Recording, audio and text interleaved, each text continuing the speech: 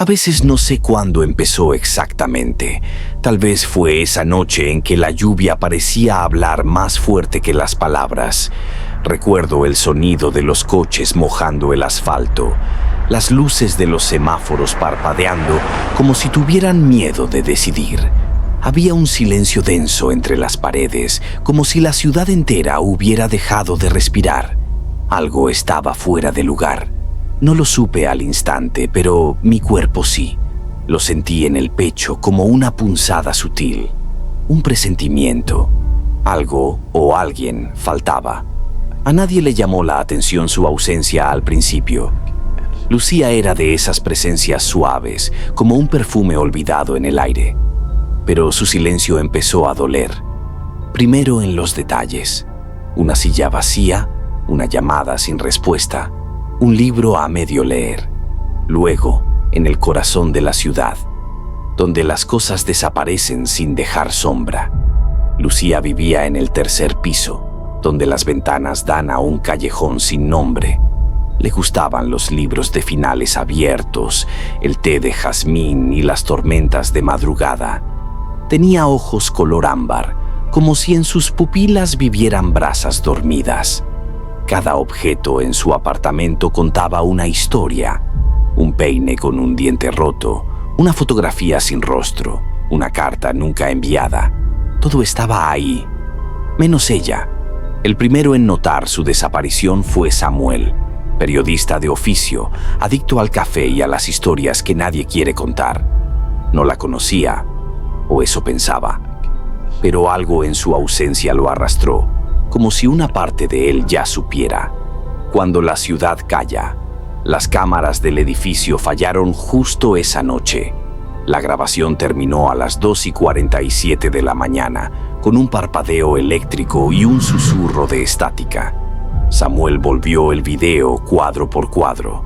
Nada, ni una figura, ni un movimiento, solo oscuridad líquida.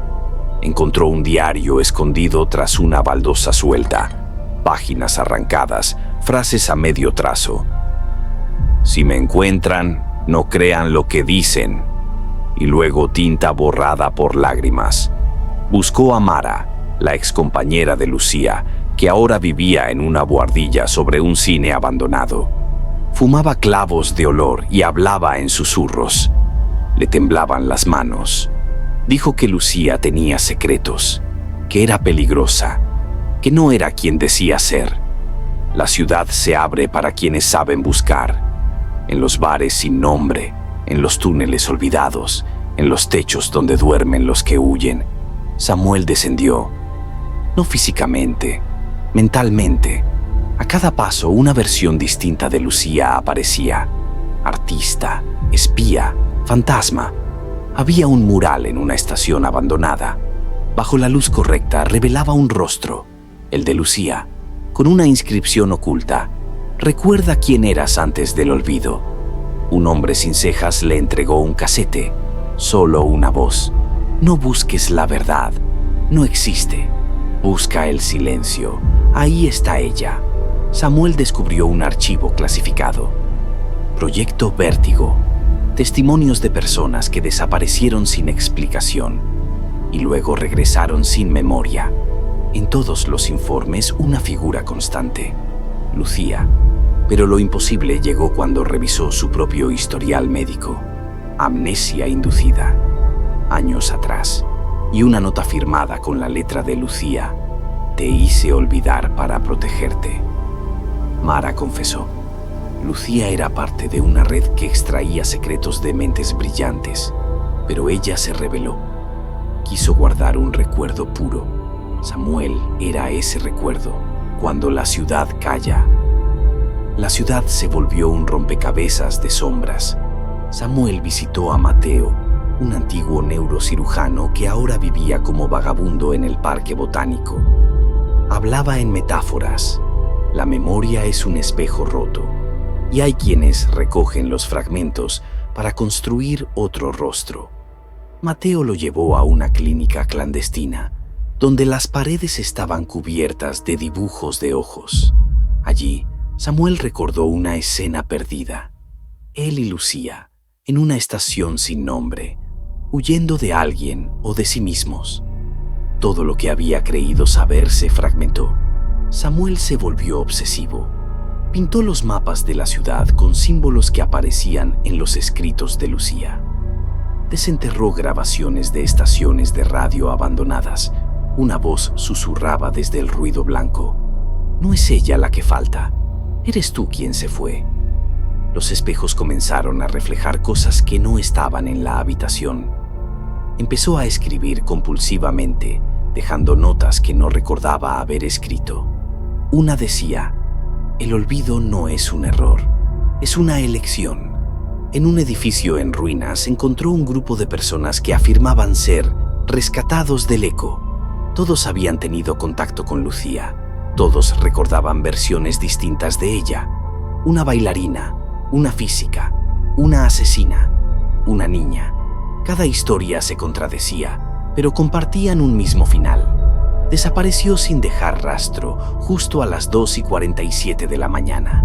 Samuel comprendió que Lucía era una idea, una ruptura, una grieta en la realidad, y que él estaba cruzándola sin saber si podría volver. Una noche, el cielo de la ciudad se tiñó de rojo. No hubo reportes, no salió en las noticias, pero Samuel lo vio, y en esa luz vio a Lucía caminando hacia él. La siguió sin pensar. Atravesaron calles que no existían el día anterior. Las paredes, cuando la ciudad calla, susurraban su nombre: Samuel, Samuel ... hasta que llegaron a un teatro abandonado. En el escenario, Lucía lo miró. «Has venido tan lejos para recordarme, pero yo siempre estuve dentro de ti. Lo que olvidaste no fue mi rostro, fue tu reflejo». Samuel cayó de rodillas. El telón se cerró. Despertó días después en una habitación vacía, con paredes cubiertas de notas. Afuera, la ciudad seguía, pero algo había cambiado. En cada ventana, en cada sombra, había un eco, un susurro, un recordatorio. La ciudad calla, pero si sabes escuchar, sabrás que nada se pierde, solo se transforma en algo más profundo. Una noche escuchó su propia voz gritando desde una grabadora encendida que no recordaba haber tocado. Decía: «No confíes en tu sombra, ya no es tuya». Samuel huyó.